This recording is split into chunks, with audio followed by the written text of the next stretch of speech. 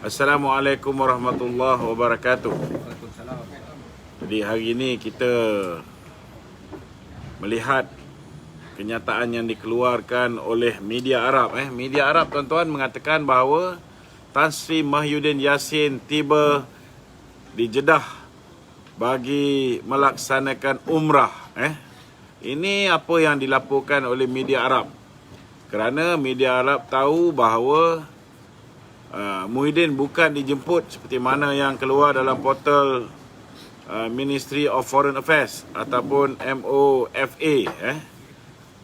Kalau kita lihat di bawah portal yang dikuasai oleh Syamuddin Tun Hussein, memanglah berbakul-bakul diampu Perdana Menteri kita dengan mengatakan bahawa ini undangan daripada King Salman, ini tetamu negara.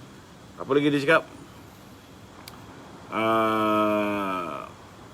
Untuk mengadakan perjumpaan rasmi dengan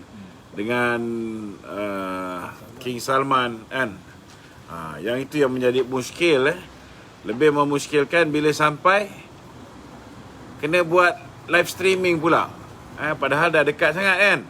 Kalau tetamu ni diundang tuan-tuan oleh Raja Salman kan, sudah pastilah dapat bersemuka. Macam dulu Datuk Seri Najib boleh bersemuka. Tak ada masalah bersemuka. Nak letak kursi 5 meter pun tak ada masalah. Lagipun King Salman pun dah disuntik dengan vaksin. Begitu juga dengan King Muhyiddin pun dah ditutup disuntik dengan yalah King lah. King Muhyiddin lah. Tuanku suruh parlimen bersidang. King Muhyiddin kata tak boleh sampai habis kan.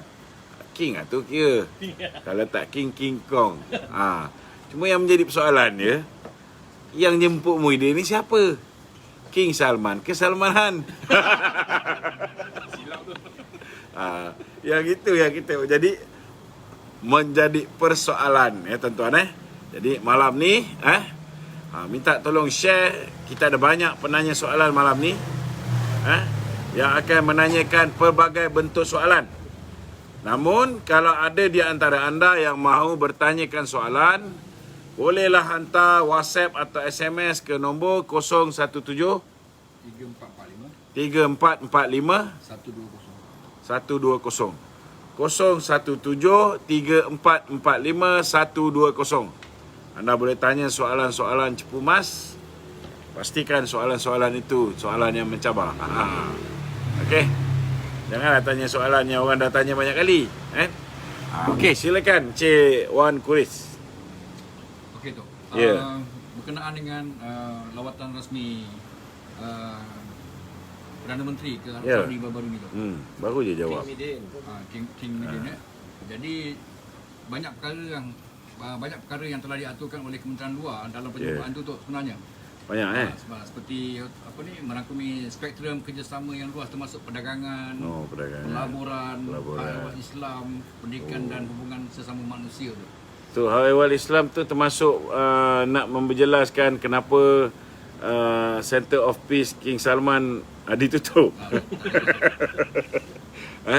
Ataupun nak menjelaskan kenapa askar-askar Malaysia ditarik balik daripada Saudi Arabia di bawah pemerintahan Pakatan Harapan di mana Muhyiddin adalah Menteri Dalam Negeri. Ni aku tanya kau balik soalan. Kau jawab. Jawablah. Dan Tak payah duk sembang lah apa benda Muhyiddin ni tahu. Kan? Dia kata usaha untuk pulihkan kembali hubungan Malaysia Arab Saudi tu. Bagus. Itu jelas membuktikan bahawa bos dia Mahathir Mohamad telah merosakkan hubungan Malaysia dengan Arab Saudi. Betul tak? Betul. Jadi beritahu dengan bos dia. Anak murid dia Muhyiddin Yassin beritahu bahawa dia nak pulihkan hubungan yang telah dirosakkan oleh bos dia Mahathir Mohamad. Senang. Apabila ada pertemuan rasmi ni, sepatutnya face to face tu lebih baik lah tu daripada live streaming. Iyalah. Kalau orang nak menyampah ni bro, orang tak mau tengok muka bro. Kan? Itu pun aku tak tahu apa gambar dia letak depan tu nak mengelakkan daripada tengok muka Muhyiddin. Jadi tidak ada sebagai perjanjian ataupun perjanjian dua hala ni, orang kata Tak, kita nak dengar satu je. Kalau betul lah kalau betul lah mereka ni pergi ke sana buat live streaming dengan King Salman, ada membuahkan hasil yang baik untuk rakyat Malaysia. Nombor satu, sudah pasti dia akan umumkan berapa ramai orang boleh pergi menunaikan fardu haji tahun ni. Nombor dua, dia kena umumkan bila rakyat Malaysia boleh mula masuk ke Saudi Arabia untuk menunaikan haji dan umrah. Umrah. Pertama haji, dua umrah. Kan? Kita kena tengok jumlah dia berapa banyak. Kalau zaman Datuk Seri Najib 100,000. Sekali dia pergi jumpa dengan King Salman, dia dapat ekstra 25,000. Contohnya. Betul tak? Kita nak tengok bila Muhyiddin pergi jumpa King Salman ni, jumlah yang diperolehi oleh Malaysia, kuota yang Malaysia boleh hantar jemaah haji bertambah ke berkurangan. Dari situ kita boleh tahu, boleh sukat sama ada King Salman ni menyampah tak menyampah. Tengok muka Muhyiddin Yassin ni. Kan? Yang kedua, apa tadi saya sebut? Kau pun tak ingat, aku saja nak test kau je.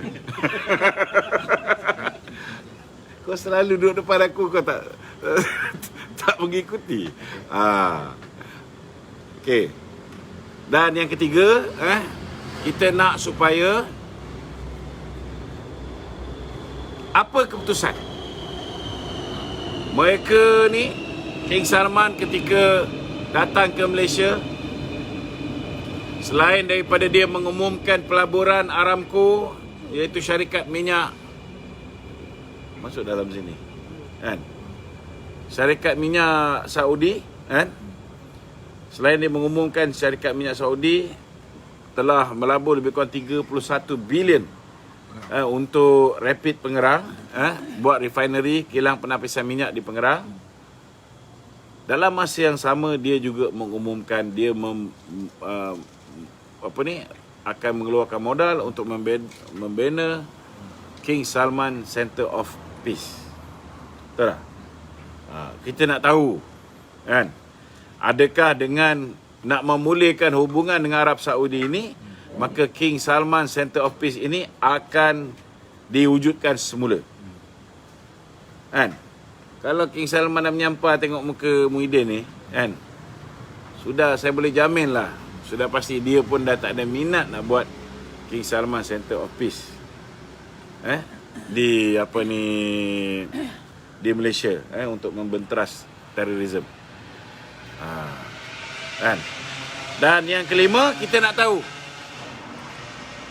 dulu zaman Mahathir, dia ambil duit daripada Iran, dan disebabkan dia ambil duit daripada Iran, dia terhutang budi dengan Iran, maka dia menarik balik askar Malaysia yang ditempatkan di Saudi Arabia.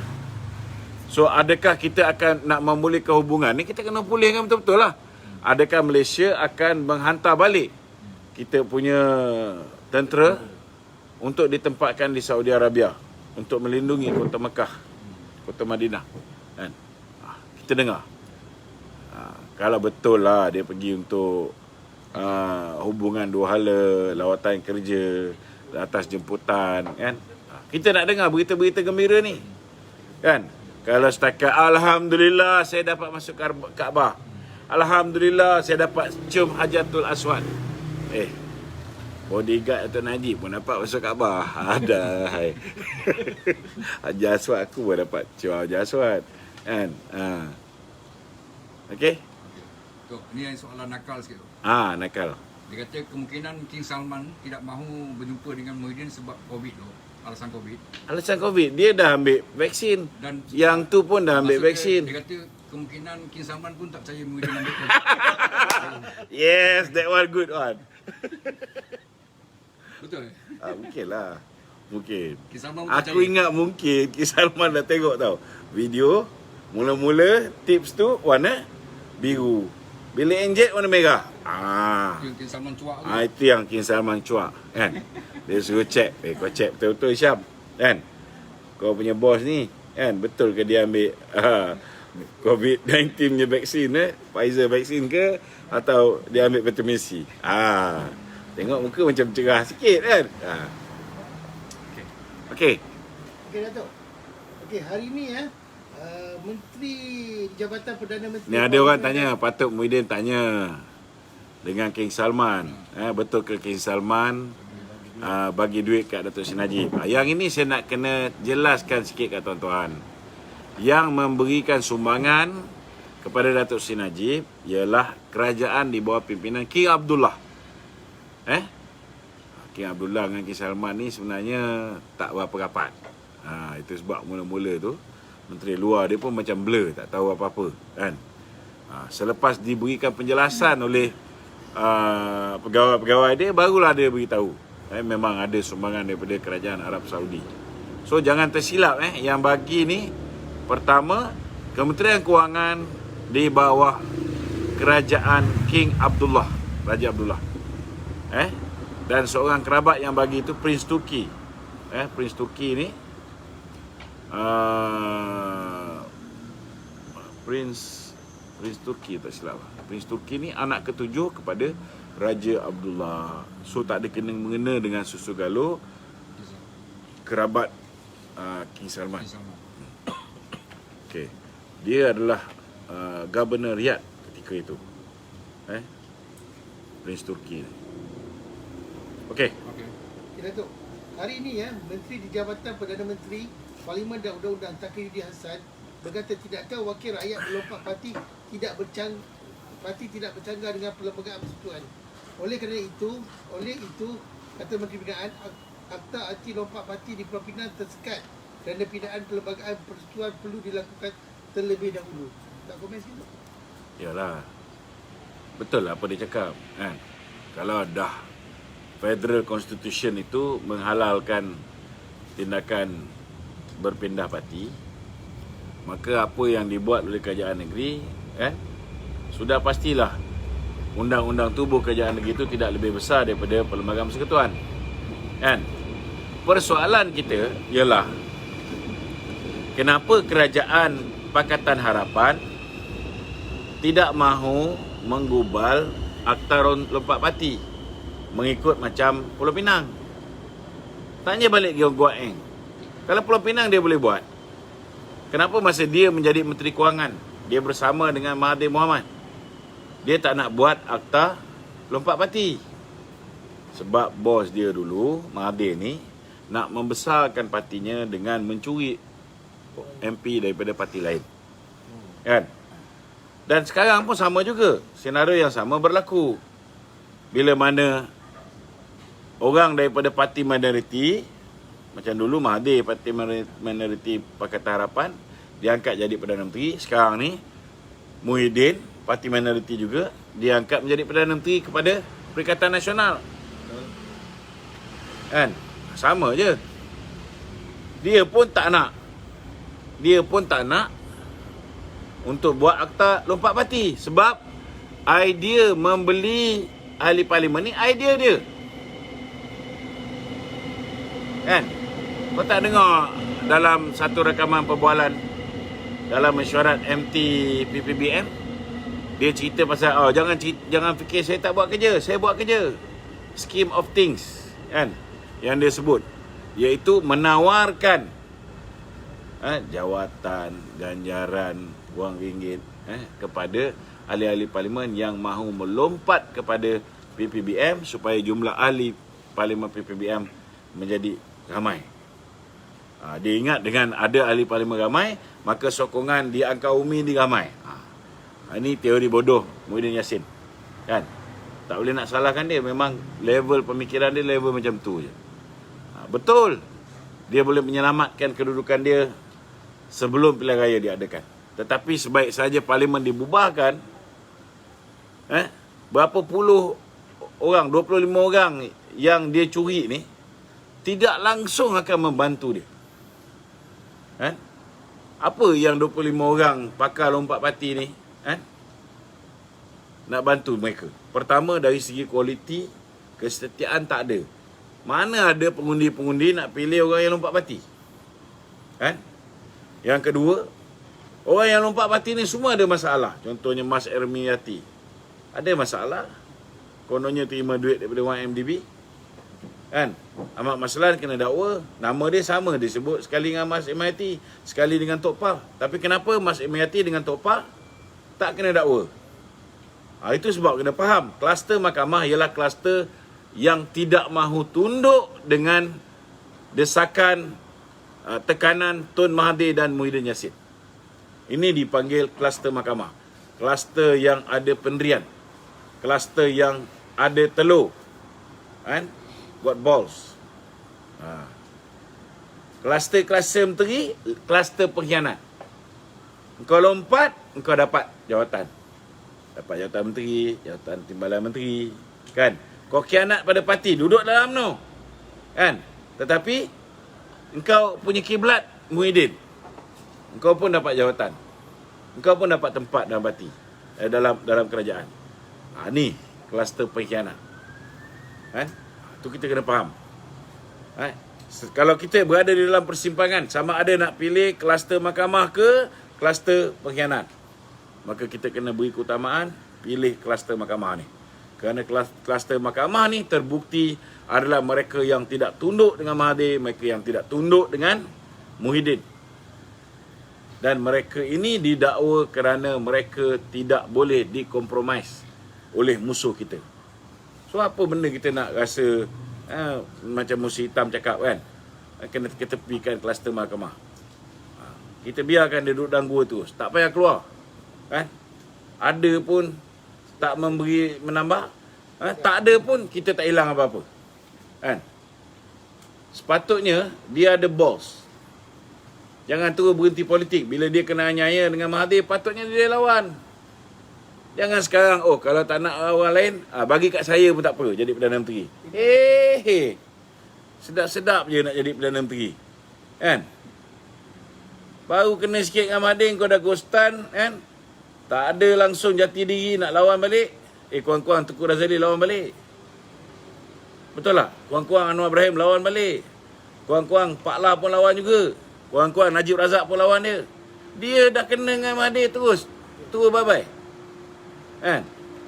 Tak boleh lah. Nak jadi pemimpin, nak jadi Perdana Menteri, kena ada balls. Kena berani menegakkan kebenaran. Kau dah tahu Mahathir ni tak betul, lawan. Bukan lawan sekat jalan lepas tu berehat daripada politik. UMNO ni bukan bapak Mahathir punya, kan? Kau dah tak jadi timbalan Perdana Menteri, okay, that's it. Kau politik juga, teruskan khidmat kau. Bukan berehat.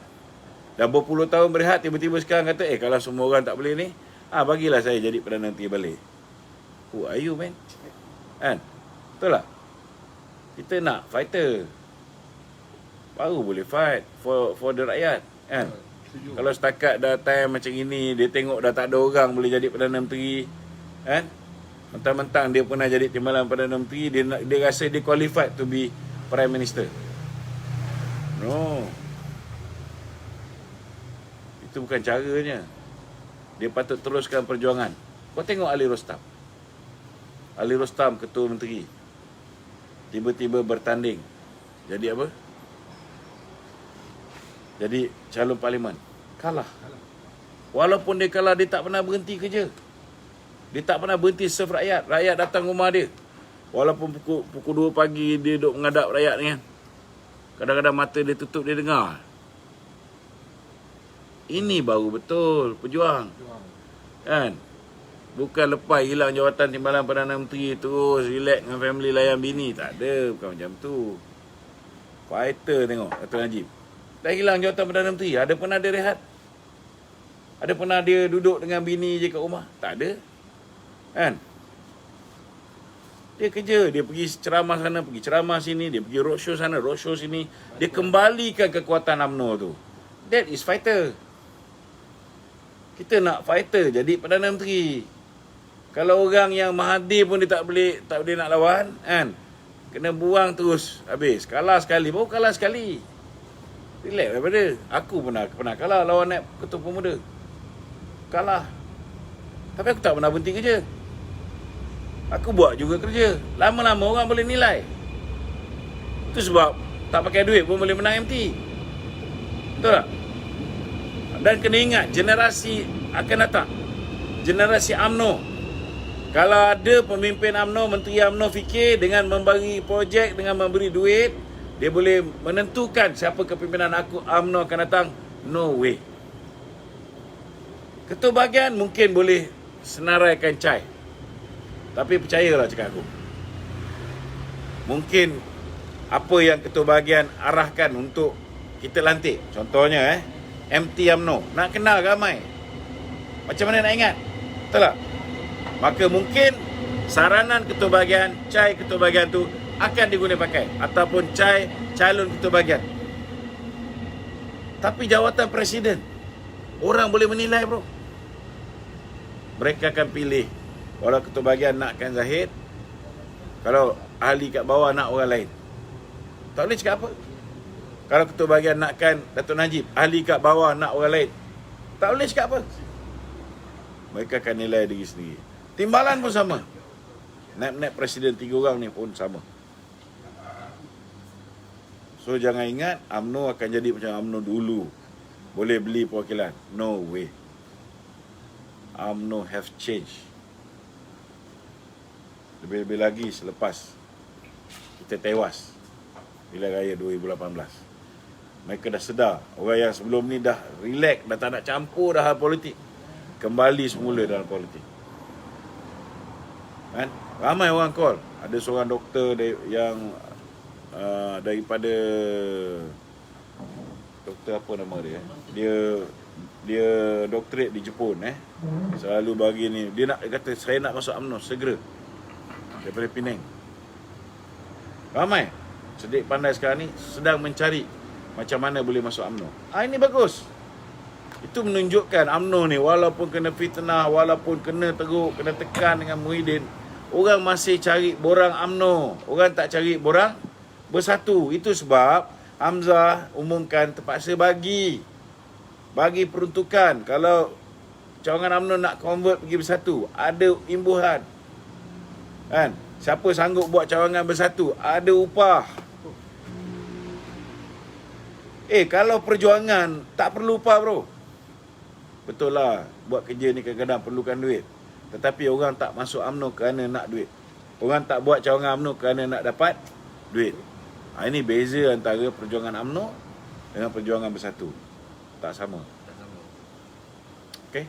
Okey, Datuk. Sementara itu, Perak sedang menunggu jawapan daripada Pejabat Hukum Negara berhubung permohonan untuk mengadakan persidangan Dewan Undangan Negeri DUN dalam masa terdekat.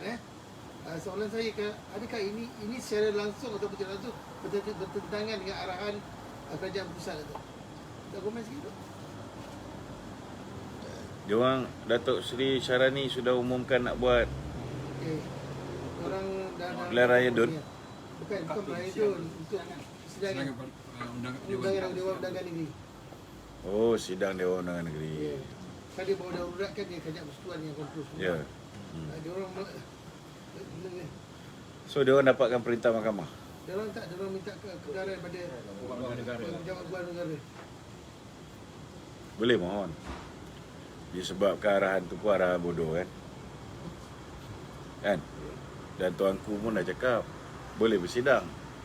So biarlah Perak menjadi pembimbing kepada kerajaan pusat. Kan? Kalau Perak boleh bersidang, kenapa negeri lain tak boleh bersidang? Dan kenapa Muhyiddin tak boleh bersidang? Pergi Mekah yang ada beribu orang tu boleh pergi. Takkan nak pergi parlimen kau takut? Kan? Malu tau. Satu Dewan Negara tu, setiap tempat duduk tu, sudah pun kita belanjakan duit untuk buat empangan, untuk buat penjarakan sosial, kan? Ada partition dan sebagainya. Semua cube. Ada apa ni dipanggil? Plastik, polikarbonat kan? Ada divider semua. So kat sekolah tu, satu classroom tu kurang-kurang 40 orang. Tak ada divider, tak ada penjarakan sosial. Boleh pula. Ini masalahnya double standard. Dia orang tak ada, budak-budak sekolah ni tak ada pun kena pergi ambil vaksin. MP divaksin. Kan? Tok Mak Masalah dah vaksin dah. Semalam. Okey. Okey, Datuk. Ah. Okey, Jabatan Perniagaan kata jumlah pengangguran naik lagi pada Januari ke 4.7%. 782,500 orang. Okey, kadar pengangguran naik Itu tak tepat tu. 1.2 juta lah. Itu tak tepat tu. yalah dia okey. Okey, berkaitan lepas tu sementara itu Datuk Seri Najib pula berkata besar kemungkinan ini akan naik sekali lagi bagi bulan Februari sebab masa itu PKP 2.0 dengan darurat dilaksanakan. Okey. Ya. Okey, sementara tu semalam Teguh Zafrul cakap dia akan wujudkan 500 peluang pekerjaan. Macam mana kita nak Tak, aku dah cakap, dia orang ni Ya. kaki kencing semua. ya. Dia main cakap, main bo je dia cakap. Not based on fact and figure. Kan? So tak payah cerita lagi lah pasal Zafrul ni, menjijikkan lah. Dia dapat jadi CEO Maybank dengan Maybank. Bermula Maybank. Pasal mak dia je. Pasal pengaruh mak dia je. He's not qualified even to be Parliament Secretary lah. Not to say minister. Finance minister sama. Kan? Bodoh budak ni. Tak tahu apa pun. Okey, tanya Pak. Menipu. Mana boleh kau Menteri Kewangan menipu? Tak boleh. Dalam parlimen dia boleh cakap tau. Akan diberikan 8 juta penerima KWSP, kan? Moratorium. Mana boleh kau tipu? Kau nak dapatkan sokongan orang BN, kau tipu macam tu. Dah orang BN tersepit meluluskan belanjawan. Tak boleh macam tu. Ya. Assalamualaikum. Salam. Ni ada soalan panas sikit lah berkenaan dengan pemimpin UMNO. Ya, kenapa dengan pemimpin UMNO? Semenjak 2-3 penggal ni, kenapa pemimpin UMNO seperti NT ke, sayap-sayap UMNO ke, ketua-ketua bahagian UMNO ke, tidak mempertahankan institusi Presiden UMNO? Kenapa tu terjadi? Boleh ulas sikit tak?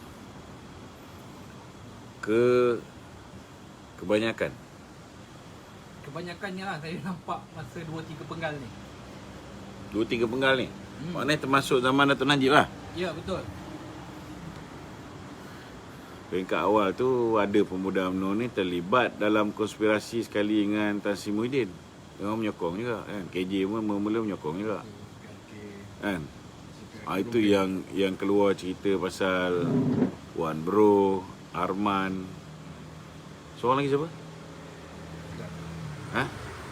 Tak ingat lah. Yang macam ada komplot nak menjatuhkan presiden lah dekat pilihan raya kecil Rompin. Kan? Masa tu kira-kira. Rompin kan. Tapi lepas tu dia jilat balik. Dia jilat balik. Lepas tu yang dapat jadi apa? Jadi MT UMNO dengan senator kan, Wan Bro. Ya. Dapat jadi ni. Kami dengan MP. So ini hak dia orang lah. Tapi kalau konsisten membantah, ada sebab, okey, tak masalah. Kita nak membantah tu mesti ada sebab. Kan? Macam saya bantah. Saya antara orang yang kuat menyokong presiden. Daripada mula sehingga saya kena pecat. Saya menyokong presiden. Kan? Kita pertahankan institusi presiden.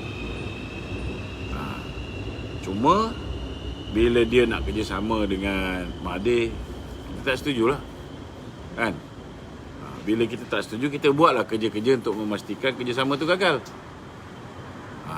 Bila dia dah tak boleh nak terima kritikan-kritikan kita pecat. Dia pecat kita. Tak apalah. Tetapi setidak-tidaknya, alhamdulillah, tak jadi kerjasama dengan Mahathir tu.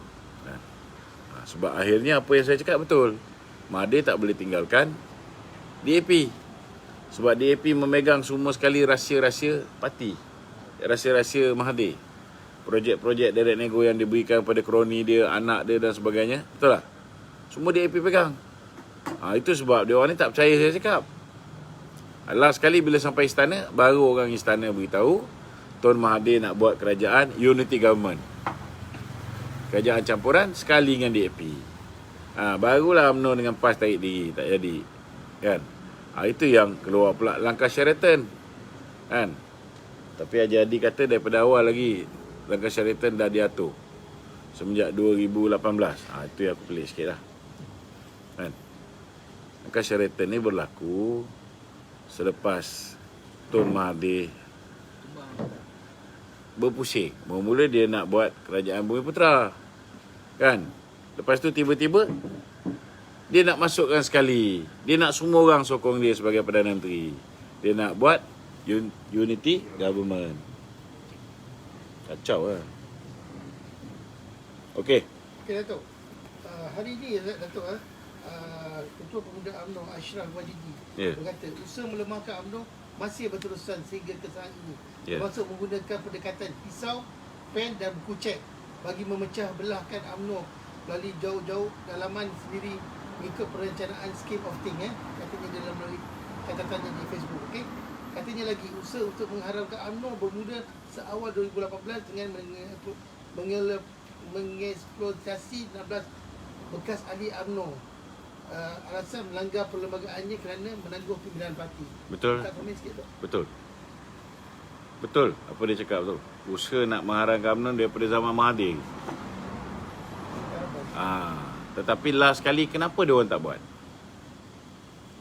Dia orang tak buat sebab dia tahu kalau UMNO diharamkan sekalipun, kan?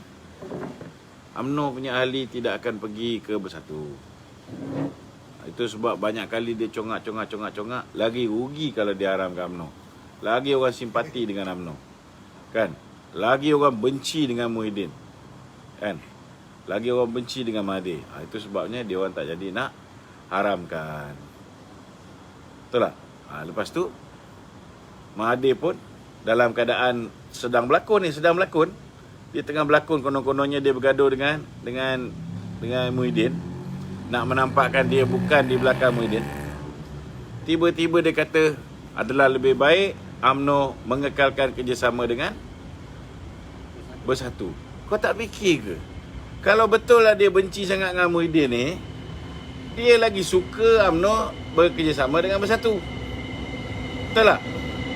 Sebab bila UMNO kerjasama dengan Bersatu, lagi senang nak hancurkan UMNO. Lagi senang nak kalahkan UMNO. Bila UMNO kerjasama dengan Bersatu. Sebab Bersatu pun akan tolong tanam UMNO sekali.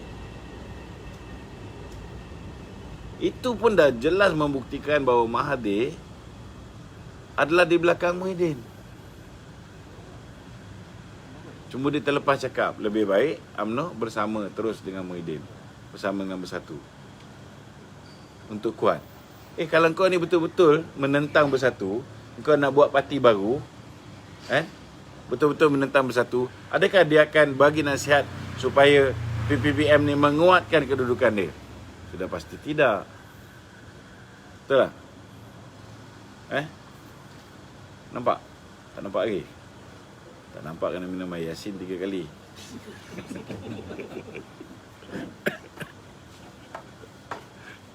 Okey. Satu soalan dok. Berkaitan dengan yang king dan kingmaker ni, Kak Nurah ada tanya soalan tu. Mungkin soalan tu agak kurang jelas ni. Sekarang ni ada soalan yang timbul. Perlukan analisis dari Datuk ni. BN dan PN. BN dan PN. Itu satu bukan PN. Dan UMNO bukan PN. Dekat sikit. Dua-dua ni akan nak jadi king lah. BN dan PN. Pada masa BN yang dengan sama, PN nak jadi king. PH pula. Kalau semua nak jadi king, siapa nak jadi kong? Kan? Jadi kita tengok PH ni pula, oleh kerana kegagalan dia 22 bulan, dia duduk mati katak sekarang ni. Tetapi dia mungkin boleh jadi kingmaker apabila BN dan PN ni sekarang ni tengah dalam perbalahan. Dan PAS juga dulu dia pernah digambarkan sebagai kingmaker juga. Apabila dulu PRU 14 dulu kan. Mungkin dia boleh lari ke BN atau mungkin boleh kekal ke PN. Tetapi tanpa kita sedar, kalau dua-dua ni masih lagi dalam pertikaian, nak jadi king, itu nak jadi king. Adakah kemungkinan besar PH ni dalam dia nafsu senyap akan jadi kingmaker pula pada bulan? Apa yang tu punya macam politik apa tu? Saya punya bacaan sekiranya Datuk Zahid terus memimpin UMNO, memimpin BN, menentang bersatu, maknanya Datuk Zahid mengepalai BN dan bertanding semua 222 kawasan parlimen. Dan kita perlu tengok juga di Sarawak, adakah kawan-kawan kita GPS bersama dengan kita atau bersama dengan PN. Dan kalau benda ni berlaku, maknanya calon PM kita Datuk Zahid, okey, calon PM PH Anwar Ibrahim, calon PM Bersatu Muhyiddin Yassin. Kalau senario ni berlaku, UMNO tetap boleh menang, lebih banyak kursi, tapi belum tentu boleh memerintah. So kalau benda ni berlaku, ada kemungkinan besar akhirnya UMNO kalau nak memerintah, dia kena bekerjasama dengan PKR contohnya, kan? Kita harap tak perlu sampai ke tahap bekerjasama dengan DAP. Sebab PKR DAP ni dia dalam PH tu kan. Ya. Kemungkinan besar dia boleh jadi king tu. Kalau dia jadi king. Ya. Maknanya macam PAN mungkin kita boleh kerjasama untuk bentuk kerajaan. Nak buat macam mana? PAS tak nak bersama dengan kita, kan? Kalau dia bersama Bersatu. Adakah terkuasa PKR Tapi sekiranya UMNO bekerjasama dengan GPS, MCA, MIC dan PAS, kan? Walaupun Datuk Zahid menjadi pengurusi BN, kita masih boleh menang dan bentuk kerajaan. Boleh menang dan bentuk kerajaan. Tapi kalau kita nak menang dengan 2/3, nak menang dengan 2/3, kita perlukan orang yang lead BN ni terbukti kehebatan dia, terbukti mampu untuk mengukuhkan balik ekonomi negara, terbukti mampu untuk bawa masuk foreign direct investment, mempunyai hubungan diplomatik dengan negara-negara jiran. Itu penting. Hari ini juga membuktikan betapa pentingnya kita ada hubungan diplomatik yang baik dengan negara lain. Supaya Perdana Menteri kita akan datang tak payahlah nak buat video conferencing walaupun dah sampai ke Arab Saudi. Kan? Amat menyedihkan. Betul-betul menyedihkan kita. Memalukan negara kita pun. Betul tak? Kena mandi bunga tu. Balik kena mandi bunga. Ini kalau mandi air longkang pun tak lepas dia punya bala dia ni, kan? Bukan nak cakap mandi bunga je. So, itu sebabnya saya berkeyakinan bahawa sebenarnya masa depan negara ni terletak di tangan Datuk Zahid. Bukan orang lain. Kalau Datuk Zahid ni sanggup berkorban, beri laluan kepada Dato' Najib sebagai pengurusi BN, dia jaga UMNO, kan? Kita boleh menang easily pada pilihan raya akan datang. Dan kita tidak perlu menagih simpati daripada Pakatan Harapan. Kita tak perlu menagih simpati daripada mana-manalah, parti PAN ke, DAP ke, PKR ke, Bersatu ke, tak perlu. Cukup cukup parti komponen BN dengan GPS. Memadai untuk bentuk kerajaan yang stabil. Yang penting sekali bentuk kerajaan yang stabil, bukan bentuk kerajaan. Kalau lepas ni bentuk kerajaan, sama juga kerajaan tu goyang macam sekarang ni, hancur. Tengoklah, kita bagi peluang 22 bulan kat Mahathir dan DAP. Habis rosak negara ni. Bagi peluang dekat Muhyiddin Yassin, yang juga datangnya daripada Pakatan Harapan. Rosak. Jadi kita tak ada pilihan. Kita kena kembalikan negara ni dipimpin oleh BN bersama dengan rakan-rakan daripada MCA, MIC, GPS, PBRS, kan? Kalau PAS nak bersama, alhamdulillah. Tak nak pun tak apa. Kan? Itu je. Okey. Okey, Datuk. Sementara itu Datuk, Setiausaha Agung DAP Lee Kuan Eng hari ini berkata tidak akan ada kerjasama politik antara DAP dan UMNO dalam persiapan untuk pilihan raya ke-15. Okey, dia berkata pendirian parti ini Okey. konsisten. Tak payah cakap panjang-panjang. Kita pun tak ingin. Kau nak cerita pasal dia sama dengan DAP, nak mampus. Ya. Kita pun tak ingin. Kan? Itu je jawapan dia. Tak payahlah. Kan? Kau selesaikan kes rasuah kau tu dulu. Tok, ni ada soalan daripada live ni, Tok. Ya. Dia tanya betul ke Tun Mahathir dengan Daim ni masih pemegang amanah seumur hidup UMNO? Pemegang amanah tu masih seumur hidup. Betul ke? Dia masih lagi ada pegang duit UMNO. Sebab duit UMNO ni bukan semua sekali disimpan dalam akaun UMNO. Memang semenjak UMNO diharamkan, lepas tu MKT Penaja zaman Mahathir tu ada buat keputusan supaya harta-harta UMNO ni dibahagikan. Ada yang UMNO pegang, ada yang pemegang amanah pegang. Presiden, Bendahari Agung dengan Setiausaha Agung. Tapi malangnya bila Mahathir sudah bukan lagi Perdana Menteri, bukan lagi Presiden UMNO, yang dia serah kat Pak Lah ni 1.2 bilion saja. So ada banyak lagi yang dia tak serah. Itu yang keluar kat mahkamah mengatakan ada akaun rahsia tu. Itu sebenarnya Mahathir buat tu. Faham tak? Sekarang Mahathir tengah risau takut dipanggil ke mahkamah. Dari segi konstitusinya dia kena serahkan balik lah. Lepas dia Sepatutnya. dah tak pegang jawatan. Jadi So sepatutnya UMNO buatlah laporan polis. Betul tak? Buat laporan polis. Kan? Beritahu ada pecah mana. Tapi kau pun tahulah kalau buat laporan polis, silap-silap orang UMNO tu yang kena tangkap. Kan? Kenalah suruh kita yang buat. Kan? Kalau UMNO suruh kita buatlah. Betul tak? Cuma bila kita buat laporan polis, kita kena masuk mahkamah. Bila kita masuk ke mahkamah, kita tidak ada local standby. Kita bukan ahli UMNO. Akulah, kau mesti ahli UMNO. Kan? Datuk, ini ada Okey. yang bertanya, Datuk. UMNO harus mempertimbangkan pengambilan Datuk kembali ke dalam UMNO. Baru ada tekanan kepada semua pengkhianat yang berada dalam UMNO. Apa tu pendapat Datuk? Okeylah, terima kasihlah ada pendapat macam tu. Dia daripada Tapi macam mencurahkan air di daun keladi je lah. Kita dah tulis surat 6 kali. Dia orang pun tahu, tapi dia orang tak nak bagi kita masuk UMNO balik. Tak nak pulangkan jawatan MT kita balik, kan? So apa pilihan kita boleh buat? Kita reda je lah, kan? Selagi kita boleh bertahan, kita bertahan. Tapi kalau tengok dah parti ni makin lama macam makin malap je kan, kita buat je lah parti lain, kan? Lepas tu kita mohonlah masuk BN, kan? Kalau macam Muhyiddin boleh diterima, kan? Takkanlah kita dia tak boleh terima.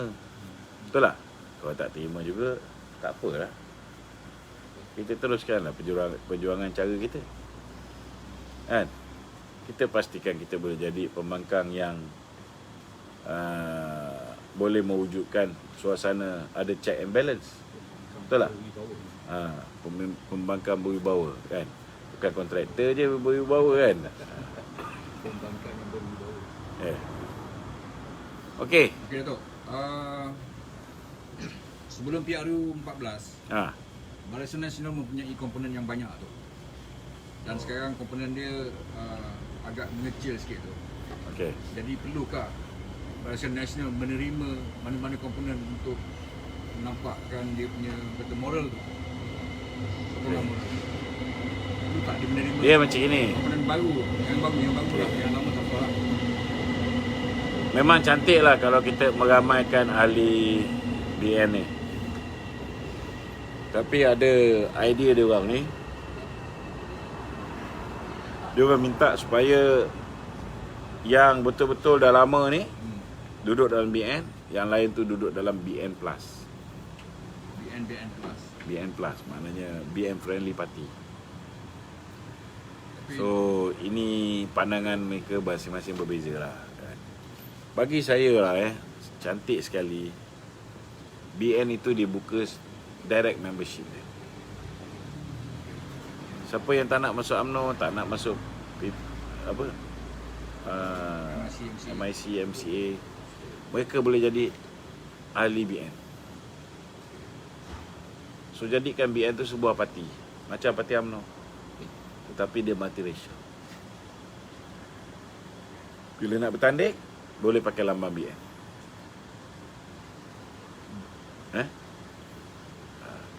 Buka lah jawatan-jawatan dalam BN tu nak dipertandingkan pun tak apa. Kan? Tak ada kena dengan UMNO lah.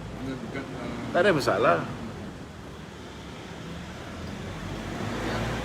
UMNO boleh jadi ahli bersekutu, MIC boleh jadi ahli bersekutu, MCA boleh jadi ahli bersekutu. Lepas tu keahlian semua parti ni semua serapkan dalam keahlian BN. Tok, selepas Barisan Nasional jatuh tu, PRU 14, ada pemilihan UMNO di mana banyak ketua-ketua bahagian tu tak mau bertanding tu ketika UMNO dah tumbang. Jadi bila ketua bahagian yang ambil alih tu dalam keadaan mahain, dalam keadaan yang susah, tiba-tiba semenjak belakangan ni mantan-mantan ni keluar balik tu, kan, tabur sana tabur sini tu. Apa nasihat Datuk kepada ketua-ketua bahagian yang betul-betul berjuang ni tu? Saya tak boleh nak bagi nasihat. Sebab ni nasihat saya bersabar je lah.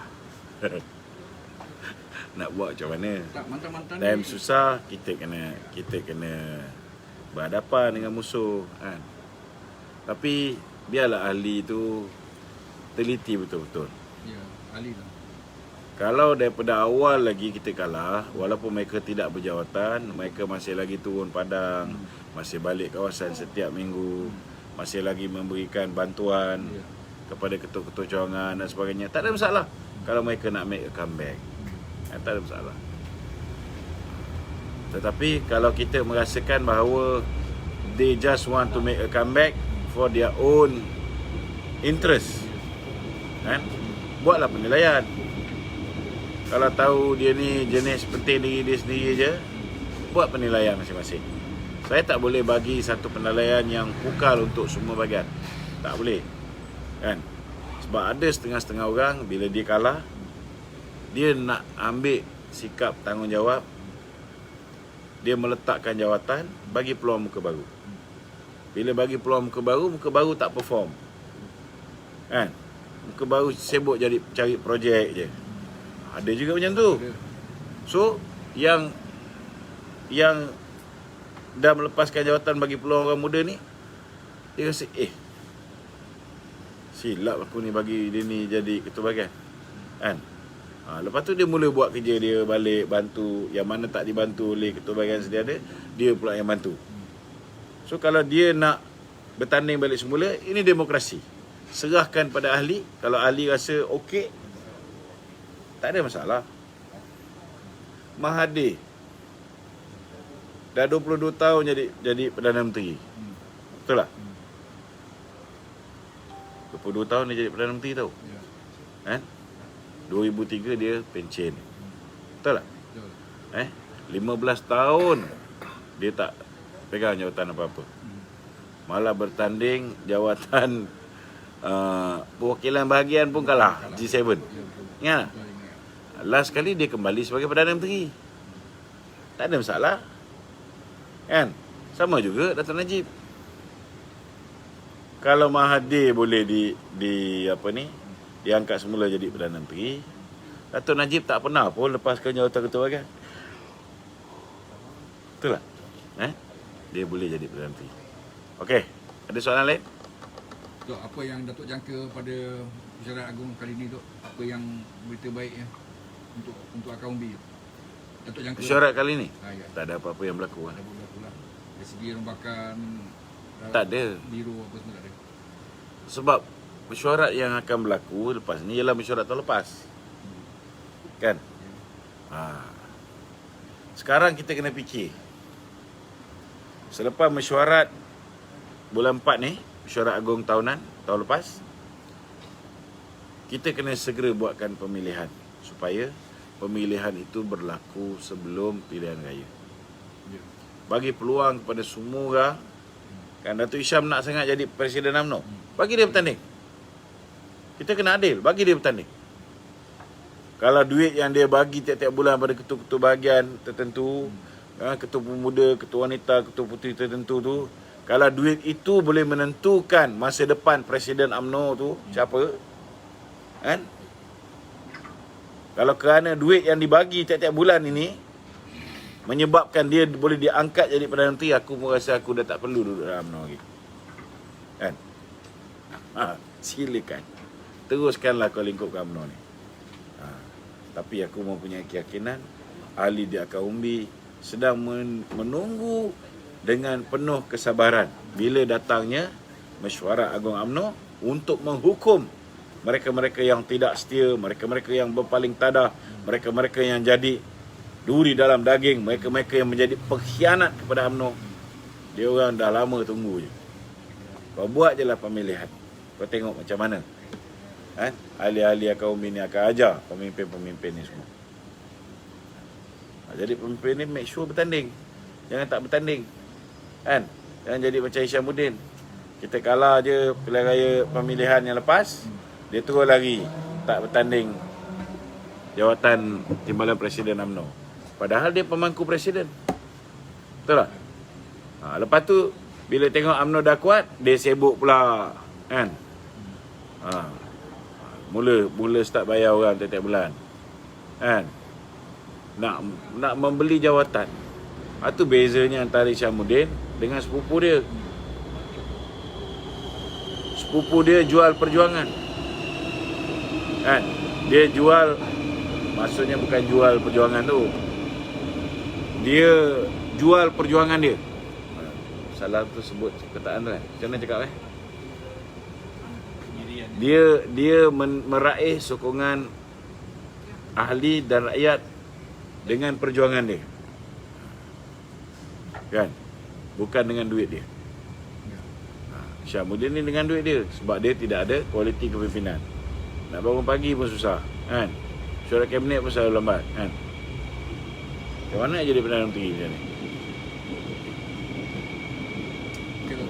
Okey, cukup. Kau menentukan sekarang cukup tak cukup.